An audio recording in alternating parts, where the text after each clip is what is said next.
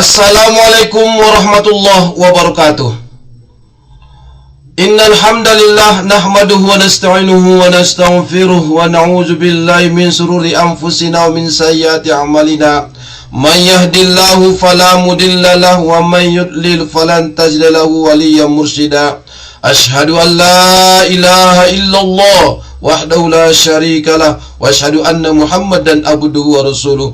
Allahumma salli wa sallim wa barik ala sayyidina Muhammad wa ala alihi wa ashabihi ajma'in. Amma ba'du.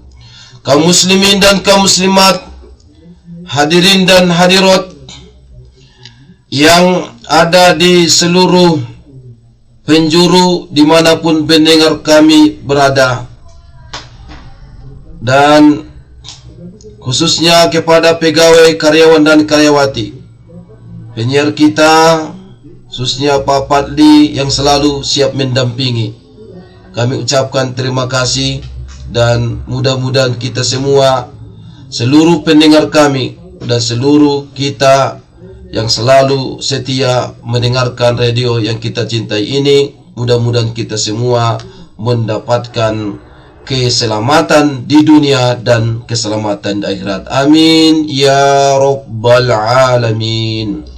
Mari kita panjatkan syukur alhamdulillah kehadirat Allah subhanahu wa ta'ala yang telah memberikan kepada kita nikmat. Mudah-mudahan dapat kita manfaatkan untuk meningkatkan amal ibadat yang insya Allah kita akan diberikan kebahagiaan di dunia ini yang merupakan tempat sementara, tapi dapat kita nikmati, dan mudah-mudahan kita diberikan Allah subhanahu wa ta'ala di akhirat nanti surga sebagai tempat yang nikmat, dan kita terhindar dari laknat dari Allah dan laknat daripada Rasulullah SAW dan manusia seluruhnya. Amin ya rabbal alamin. Salawat dan salam kepada junjungan Nabi kita besar Muhammad sallallahu alaihi wasallam yang selalu menuntun kita ke jalan yang lurus, ke jalan yang benar, dan sehingga dengan itulah kita bisa membedakan mana yang hak dan mana yang batil, mana yang benar, mana yang salah, dan kita tentunya akan berusaha semaksimal mungkin untuk mengikuti jalan yang benar itu, dan kita berusaha semaksimal mungkin untuk menghindarkan dari segala jalan yang buruk yang dimurkai Allah dan jalan orang-orang yang sesat. Mudah-mudahan Allah subhanahu wa ta'ala memberikan kepada kita kekuatan untuk mengamalkan ajaran Islam yang sempurna, ajaran Rasulullah sallallahu alaihi wasallam. Amin ya rabbal alamin. Kaum muslimin dan kaum muslimat rahimakumullah, di dalam Al-Quran surah Al-Baqarah ayat 188, Allah subhanahu wa ta'ala melarang kita, wala takulu amwalakum bainakum bil batil, dan janganlah sebagian kamu memakan harta sebagian yang lain di antara kamu dengan jalan yang batil. Wa tudlu biha ilal hukam, dan janganlah kamu membawa urusan harta itu kepada hakim. Litakulu fariqam min amwalin nasi bil iz, agar kamu dapat memakan sebagian dari harta benda orang lain itu dengan jalan berbuat dosa. Wa antum ta'lamun, padahal kamu mengetahui. Saudara-saudariku, asbabun nuzul daripada ayat ini diriwayatkan oleh Ibnu Abi Hatim yang bersumber dari Sa'id bin Jubair bahwa ayat ini turun berkenaan dengan Umru'ul Qais bin Abis dan Abdan bin Aswa Al-Hadrami yang bertengkar dalam soal tanah. Umru'ul Qais berusaha mendapatkan tanah itu agar menjadi miliknya dengan bersumpah di depan hakim. Ayat ini sebagai peringatan kepada orang-orang yang merampas hak orang lain dengan jalan batil. Kaum muslimin dan kaum muslimat rahimakumullah. Ayat ini adalah yang bersifat umum kepada kita untuk tidak melakukan penyuapan kepada hakim untuk mendapatkan yang kita inginkan dengan menghalalkan segala cara, padahal hak itu bukan hak kita. Larangan suap ini adalah disebutkan dalam kitab suci Al-Quran seperti ayat yang dibacakan tadi secara umum, dan larangan dari Nabi kita Muhammad sallallahu alaihi wasallam dalam hadis-hadis sahih yang pertama, hadisnya dari An Abdillah ibnu Amrih qala Rasulullah sallallahu alaihi wasallam la'natullahi 'alal rasi wal murtasi. Laknat Allah kepada pemberi suap dan penerima suap. An Abdillah ibnu Amrih qala la'ana Rasulullah sallallahu alaihi wasallam ar-rasi wal murtasi. Rasulullah sallallahu alaihi wasallam melaknat pemberi suap dan penerima suap. Hadis riwayat Ahmad, Abu Daud, At-Tirmizi, Ibnu Hibban. An Sauban qala la'ana Rasulullah sallallahu alaihi wasallam ar-rasi wal murtasi war-rasiya ya'ni allazi yamshi bainahuma. Rasulullah sallallahu alaihi wasallam melaknat pemberi suap, penerima suap dan perantaranya, yaitu orang yang menghubungkan keduanya. Hadis riwayat Ahmad, Ibnu Abi Saibah. Kaum muslimin rahimakumullah, tentu ucapan laknat ini dari Rasulullah SAW ini menunjukkan kepada kita bahwa perbuatan suap dan penerima suap dan juga perantara di antara keduanya itu merupakan dosa besar, perkara yang dilarang oleh Allah Azza wa Jalla dan Rasulnya. Tentu ini merupakan dosa, dan dosa itu bertingkat-tingkat. Ada dosa kecil dan ada dosa besar. Riswah atau suap termasuk bagian daripada dosa besar, karena ada ancaman laknat dari Allah Azza wa Jalla dan juga ancaman laknat dari Rasulullah sallallahu alaihi wasallam.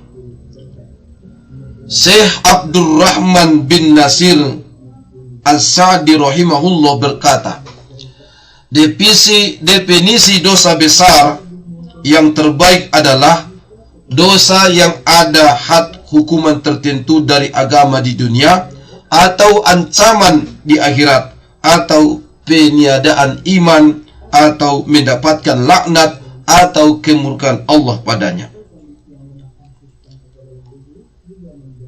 Ada beberapa pendapat ulama kita tentang makna riswah atau suap dengan makna yang mirip.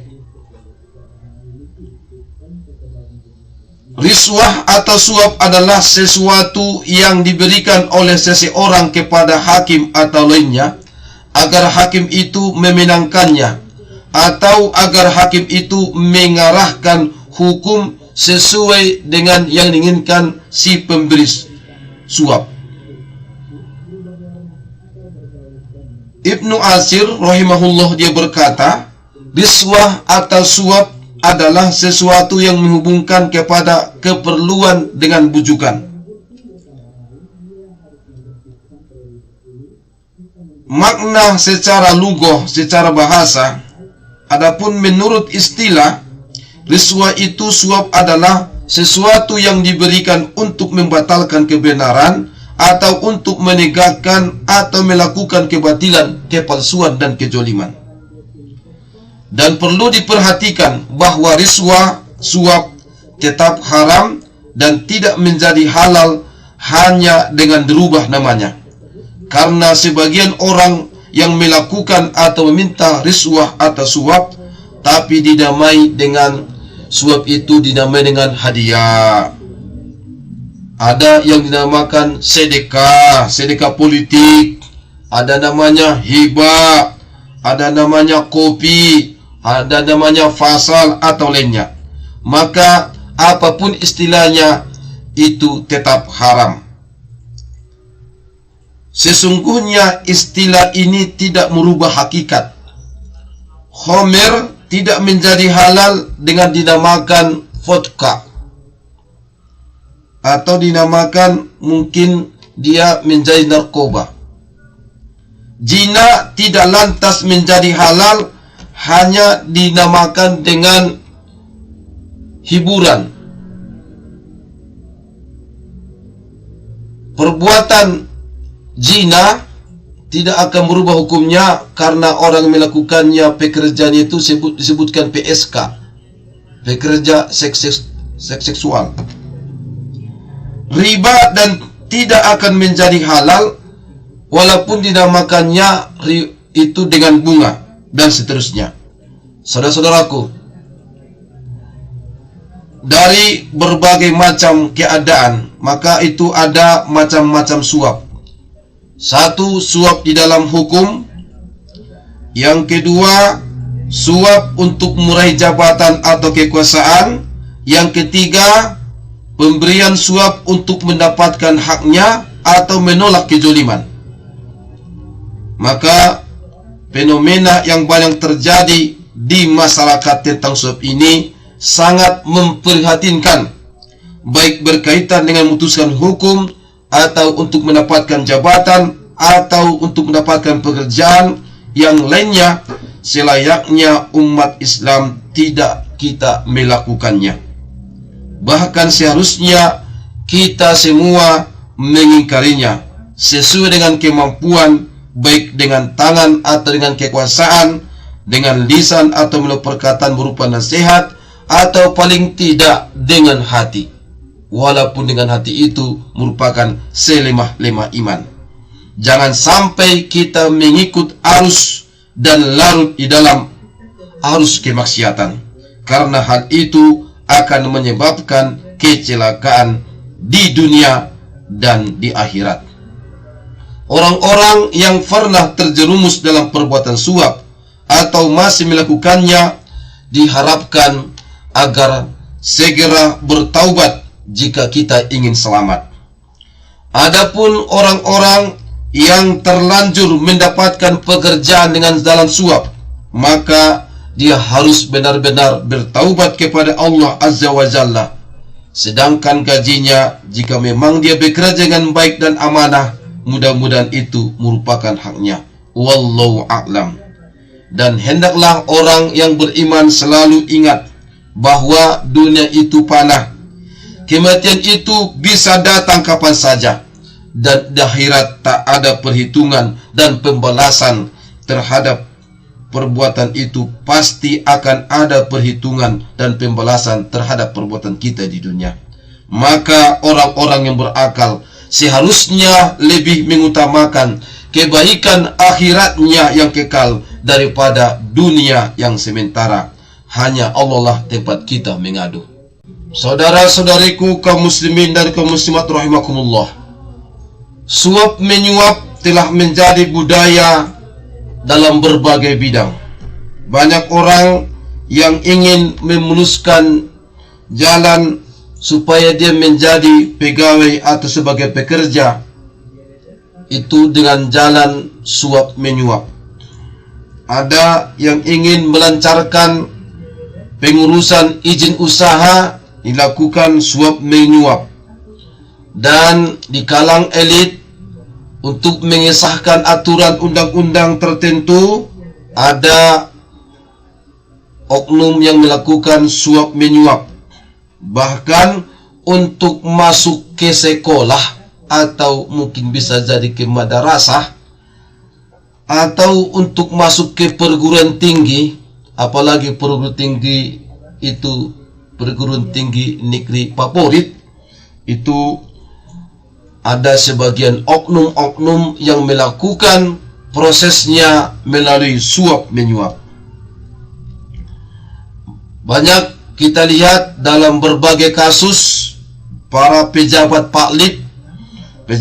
publik masuk penjara karena terbukti telah menerima suap. Masyarakat umum pun tidak terhindar daripada suap, karena ketika terjadi pemilihan kepala desa, contohnya pilkades, pemilihan kepala daerah, bupati atau wali kota, atau gubernur atau wakil gubernur, untuk uang lelah, uang sabat, uang harian, dengan dalih itu masyarakat menerima suap oleh oknum-oknum penyuap dan oleh oknum-oknum masyarakat yang menerima suap. Memang perbuatan ini sangat ironi. Bagaimana orang menggunakan hak meminta bayaran? Maka saudara-saudaraku, suap ini sudah dianggap budaya. Kalau begitu juga dalam hal pemilihan caleg oleh oknum-oknum caleg dan tim sukses dari caleg melakukan suap kepada masyarakat untuk dipilih calegnya. Memang zaman kita sangat aneh, dunia kita zaman sekarang. Banyak orang bilang kalau tak ada uang takkan menang. Walaupun sudah dilaksanakan masa kampanye, menyampaikan visi dan misi, menyampaikan apa yang harus dilakukan dengan janji-janji yang manis di depan masyarakat, janji-janji yang menawan, ternyata banyak masyarakat tidak memilihnya karena tidak jelas uang sawerannya. Maka saudara-saudaraku, maka terjadilah sembako dibagikan, bahkan uang dibagi-bagi, supaya tujuannya sang caleg disayang. Memang begitulah, kalau ada maunya, semua menjadi kawan, dimanja dan disayang, biar dia bisa menang. Saudara-saudaraku, perbuatan ini adalah perbuatan yang batil, perbuatan yang dilaknat oleh Allah dan dilaknat oleh Rasulullah SAW. Maka saudara-saudaraku, khusus pada kesempatan ini yang ingin kami sampaikan kepada kita, bagaimana hukum suap ketika dia ingin mendapatkan pekerjaan di suatu perusahaan, atau mungkin ia ingin mendapatkan untuk masuk di sekolah itu, atau ingin mendapatkan jabatan dalam sebuah instansi atau sebuah perusahaan dengan cara menyogok. Saudara-saudaraku, permasalahan ini dapat kita rinci menjadi dua. Yang pertama, yang ingin mendapatkan pekerjaan itu atau dia ingin menjadi pegawai, di instansi atau instansi pemerintah atau lembaga swasta, orangnya dari secara persyaratan tidak memenuhi syarat yang ditentukan, dan dia dari syarat-syarat pendaftaran tidak berhak untuk mendapatkan pekerjaan itu atau jabatan itu, atau bisa jadi sebetulnya dia tidak berhak menjadi murid atau siswa atau santri dari sekolah atau madrasah itu. Contohnya dalam penerimaan pekerjaan, dari segi pendidikan syaratnya itu harus lulusan S2 yang diterima.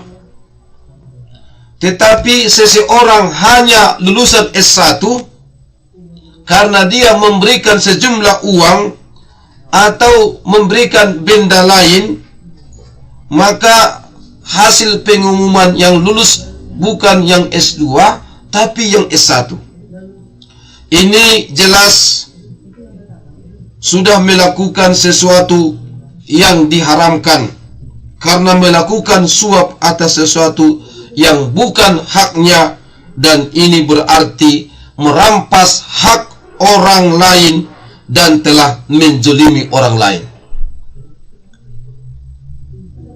Orang yang tidak berhak atas pekerjaan yang dikehendakinya karena tidak memenuhi syarat-syarat yang ditentukan, tapi karena suap memberikan uang atau benda lainnya, maka dia masuk dalam pekerjaan itu, maka sebagian besar ulama kita mengatakan gajinya itu haram diterimanya.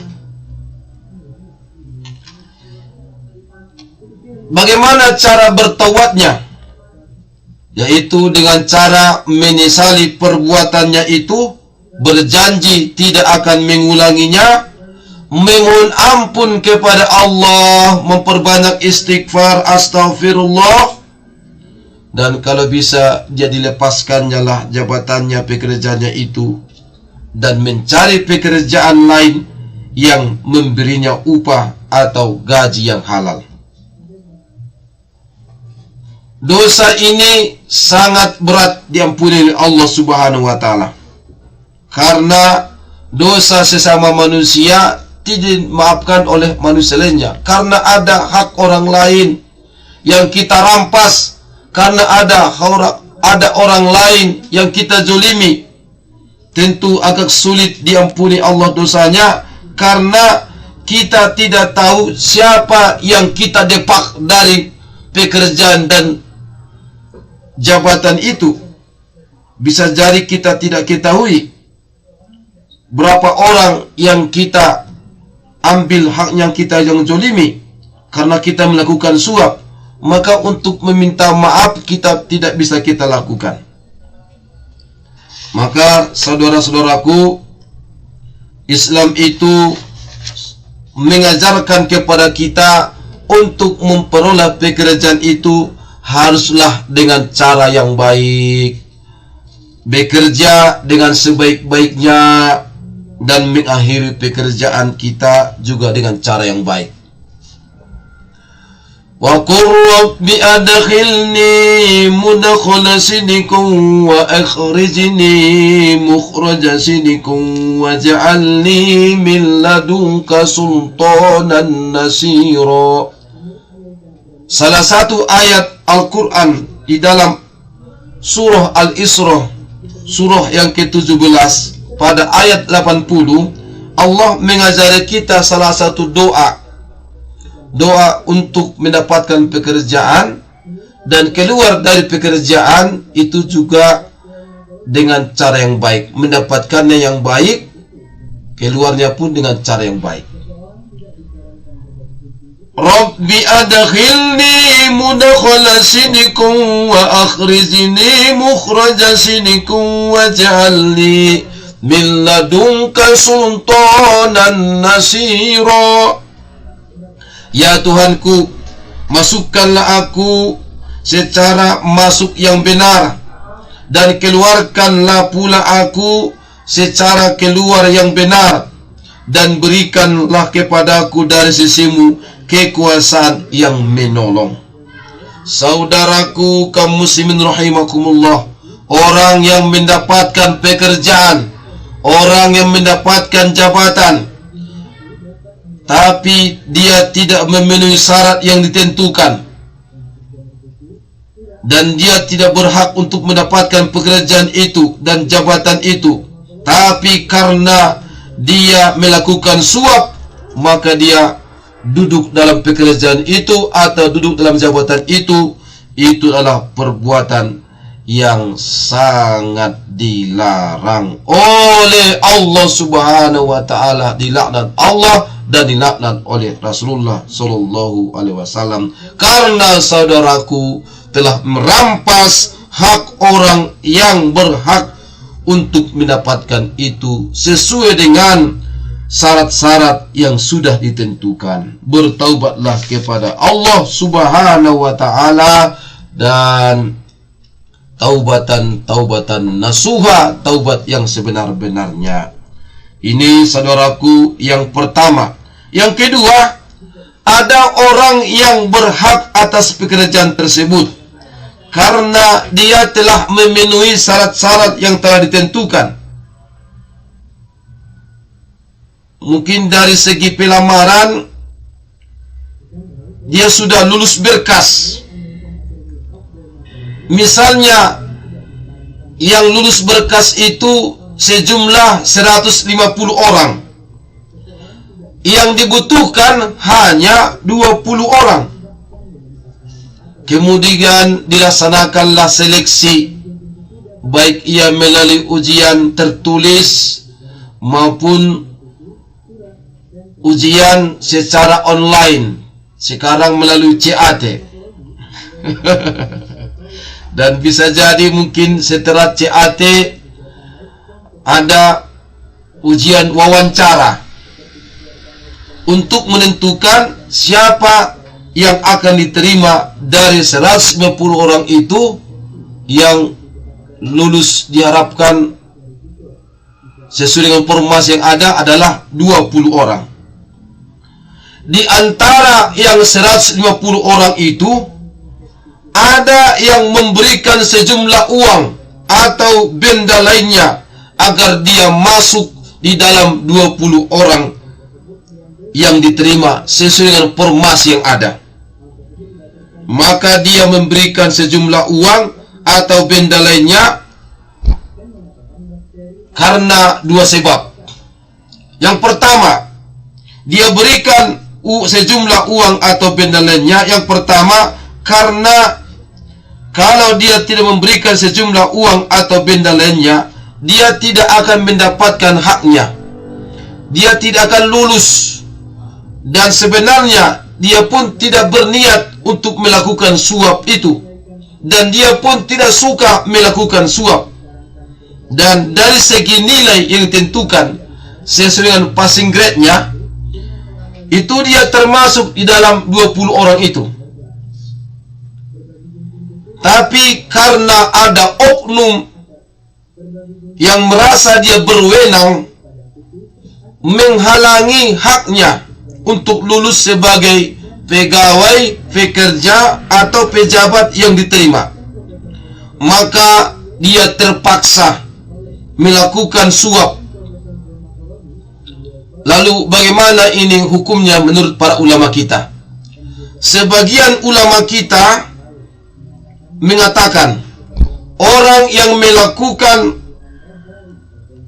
suap dengan terpaksa untuk mendapatkan haknya itu tidak berdosa, karena dia adalah korban pemerasan oknum-oknum yang tidak bertanggung jawab. Ini pendapat sebagian ulama kita. Sebagian ulama kita yang lain mengatakan dengan tegas, memberi sejumlah uang atau benda lainnya dalam bentuk dan keadaan apapun, termasuk suap, dan tetap diharamkan karena dalil pengharaman suap itu umum dan tidak khusus. Maka ulama kita menyarankan kepada kita suap menyuap harus dijauhi sedapat mungkin karena banyak menimbulkan kerusakan pada akhlak masyarakat dan sistem pemerintahan yang bersih. Yang kedua, jika dia tidak memberikan sejumlah uang atau benda lain untuk melakukan suap, mungkin dia tidak akan bisa mengalahkan pesaing-pesaingnya sebelum pengumuman kelulusan penerima, maka dia melakukan suap, dan itu adalah perbuatan yang sangat diharamkan. Setelah bekerja, orang ini berhak atas gaji karena sudah bekerja sesuai dengan syarat dan ketentuan yang berlaku. Tetapi dia tetap berdosa karena cara masuknya ke tempat pekerjaan itu atau cara masuknya dia dalam menduduki jabatan itu dengan menjolimi orang lain dengan cara menyuap. Maka disarankan kepada pegawai atau pekerja atau pejabat itu untuk melakukan taubatan nasuha dengan cara menyesali perbuatannya itu, berjanji tidak akan mengulangi perbuatan suap tersebut, memohon ampun kepada Allah Subhanahu wa taala, beristighfar, bekerja dia dengan sebaik-baiknya, dan perbanyaklah berinfak bersedekah di jalan Allah. Dan cara yang paling bertanggung jawab yang disarankan oleh ulama kita sebagian adalah lebih baguslah engkau keluar dari pekerjaan, dari jabatan itu, dan carilah pekerjaan jabatan yang lain lebih berkah dengan cara yang benar. Saudara-saudaraku kaum muslimin dan kaum muslimat rahimakumullah. Kaum muslimin dan kaum muslimat rahimakumullah. Ada pertanyaan, bagaimana kalau kita memberikan sejumlah uang atau benda lain itu kepada seseorang yang disebut dengan orang dalam, ordal, orang dalam, dan dia sudah berusaha semaksimal mungkin sesuai dengan wewenang yang ada padanya untuk menjaga kita dan memperjuangkan kita untuk bisa masuk bekerja, atau mungkin bisa jadi pejabat, atau mungkin bisa jadi seorang siswa dalam sebuah sekolah sesuai dengan wewenang yang miliki. Bolehkah kita memberikan sesuatu sejumlah uang kepadanya? Maka kalau itu tidak ada perjanjian sebelumnya dan tidak ada disepakati sebelumnya, dan atau tidak ada pemaksaan, itu dibolehkan sebagai tanda terima kasih kita atas kebaikan yang dia lakukan. Maka kebaikan yang dilakukan harus kita balas juga dengan kebaikan. Hal jazaul ihsani illal ihsan. Tidak ada balasan kebaikan kecuali kebaikan pula. Al-Quran surah Ar-Rahman ayat 60. Dalam hadis riwayat At-Tirmidzi dari Abu Hurairah radhiyallahu anhu, Rasulullah SAW bersabda, la yaskurun nas, la yaskurullah. Siapa yang tidak mampu berterima kasih kepada orang lain, berarti dia tidak termasuk orang yang bersyukur kepada Allah. Maka kebaikan-kebaikan yang kita rasakan, yang kita terima dari kebaikan orang lain, maka wajiblah kita minimal mengucapkan terima kasih. Namun saudara-saudaraku, memberikan sesuatu yang berjasa memperjuangkan hak kita, tidak boleh memberikan hadiah yang sangat banyak, yang melebihi. Hanya bisa kita lakukan dalam bentuk tasakuran, mengundang yang berjasa itu, kita makan-makan. Dan lebih bagus lagi, sebagai tanda syukur kita berinfak ke masjid, kita memberikan bantuan kepada panti asuhan, panti jompo, memberikan bantuan kepada kaum duafa, fakir miskin, dengan cara bisa jadi membagikan makanan-makanan kepada sanak saudara kita, atau kita makan-makan bersama teman kita sebagai wujud rasa syukur. Mungkin karena doa-doa mereka lah kita bisa diterima di pekerjaan itu, atau mungkin kita bisa jadi mendapatkan jabatan itu. Namun perlu kita tekan di sini bahwa memberi hadiah kepada pejabat atau pegawai yang membuat kita lulus dan lolos menjadi pegawai atau pekerja atau pejabat, itu seharusnya harus kita hindari, karena ini merupakan salah satu tindak pidana korupsi. Dalam undang-undang tipikor ini termasuk bagian daripada gratifikasi.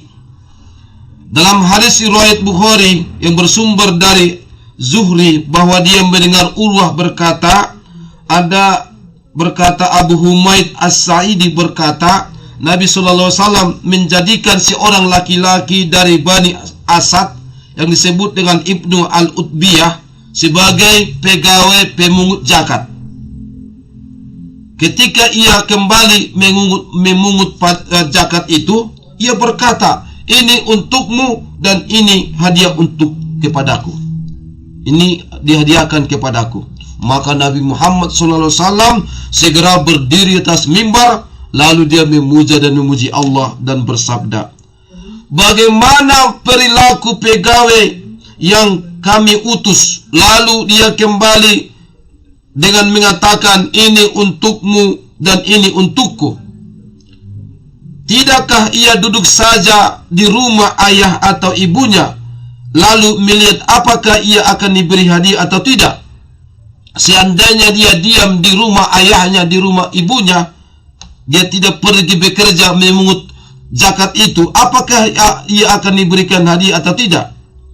Demi zat yang jiwaku ada di tangannya, pegawai itu tidak mengambil sesuatu yang bukan haknya, melainkan pada hari kiamat akan dikalungkannya di lehernya.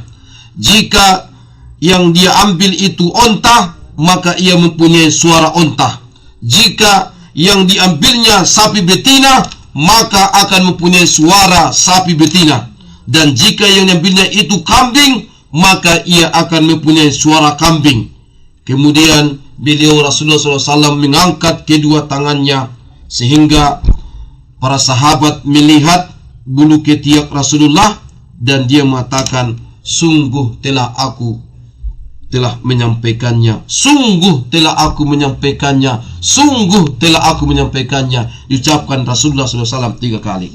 Saudara-saudaraku kaum muslimin dan kaum muslimat rahimakumullah, ada pertanyaan dari pendengar kita dari Huta Lambung, yaitu bagaimana hukumnya kalau kita memendam sakit hati kita kepada orang lain. Memendam sakit hati yang dibuat orang lain kepada kita, Ustaz. Ya, memendam sakit hati yang dibuat orang lain kepada kita. Sakit hati mungkin sakitnya sudah di sini. Sakitnya tuh di sini. Sudah teriris hati kita, menyayat hati. Jadi bagaimana kalau kita pendam? Saudara-saudaraku, kenapa kita sakit hati? Karena bisa jadi karena kita tidak sesuai dengan harapan kita, karena kita terlalu berharap. Padahal kita tidak boleh terlalu berharap kepada manusia, karena Allah adalah tempat kita berharap. Walaupun harap margamu kawan, jangan terlalu berharap. Berharaplah kepada tempat kita berharap, kepada Allah tempat kita mengharap. Jangan terlalu berharap kepada manusia. Bisa jadi kita itu akan kecewa, kita akan sakit hati. Kekecewaan kita akan membawa kita sakit hati. kepada siapapun. Jangan terlalu berharap kepada kawan-kawan kita, jangan terlalu berharap kepada orang tua, jangan terlalu berharap kepada sanak saudara kita, kepada tetangga kita, kepada malik kita, dan kepada siapapun manusianya. Jangan terlalu berharap. Berharaplah hanya kepada Allah. Karena kalau kita berharap kepada manusia, pasti nanti kalau tidak sesuai dengan harapan kita, kita akan kecewa. Maka saudara-saudaraku, bekerjalah ikhlas karena lillah, sehingga lelahmu kalau kau lakukan itu karena lillah, itu akan membawa berkah, dan urusanmu akan mudah, dan rezeki yang kau dapatkan pun akan halalan thayyibah. Tapi tak apa Ustaz, sakit hati saya, saya pendam, saya tidak sampaikan. Memendam sakit hati itu mudah-mudahan sebagai cara saudaraku untuk memaafkannya, tapi bukan untuk membalas dendam kalau ada kesempatan, tapi itu cara kita memaafkannya. Maka apa yang dilakukan oleh saudaraku yang ada di Huta Lambung itu adalah cara yang baik. Curhatlah kepada Allah, sampaikanlah kepada Allah. Maka yang paling utama, kita berdasarkan Al-Quran, surah At-Taghabun ayat 14 sebagai pegangan kepada saudara kami di Huta Lambung. Ya ayyuhalladzina amanu inna min aswajikum wa auladikum aduwwan lakum fahjaruhum. Hai orang-orang yang beriman, sesungguhnya di antara istri-istrimu dan anak-anakmu ada yang menjadi musuh bagimu. Fahzaruhum, maka berhati-hatilah kamu terhadap mereka. Ayat ini dikatakan istri dan anak-anak. Maka tidak hanya istri dan anak-anak, juga masyarakat yang lain. Maka berhati-hatilah kamu terhadap mereka. Wa in ta'fu, dan jika kamu memaafkan, wa tasfahu, dan tidak memarahi mereka, wa taghfiru, serta mengampuni mereka, fa innallaha ghafurur rahim, maka sesungguhnya Allah Maha Pengampun lagi Maha Penyayang. Maka sakit hati kita itu kita pendam karena kita memaafkannya, dan kita pun tidak mau memarahinya, dan kita pun memohon ampun kepada Allah supaya Allah ampuni dosa kita dan dosanya. Maka itulah cara yang terbaik yang kita lakukan. Maka memendam rasa sakit hati itu adalah sesuatu yang bagus, karena tanda kita memaafkannya, dan kita pun tidak memarahinya, dan kita pun mohon ampun kepada Allah atas segala dosa kita dan dosanya. Itu dianjurkan Allah di dalam Al-Quran surah At-Taghabun ayat 14. Ini jawabannya Pak Lia. Tapi kalau ada teman kita curhat yang bisa menjaga amanah, silakan disampaikan untuk mendapatkan solusi yang baik atas sakit hati kita. Tapi kalau tidak amanah, jangan sesekali, karena bisa jadi itu akan timbul fitnah, dan bisa itu alat orang menggibah kita, dan bisa itu sebagai penilaian yang tidak baik kepada diri kita. Itu jawabannya ya. Terima kasih kami sampaikan kepada saudari pendengar kita di Huta Lambung. Nah, lagi kira-kira pertanyaan selanjutnya? Itu saja Ustaz.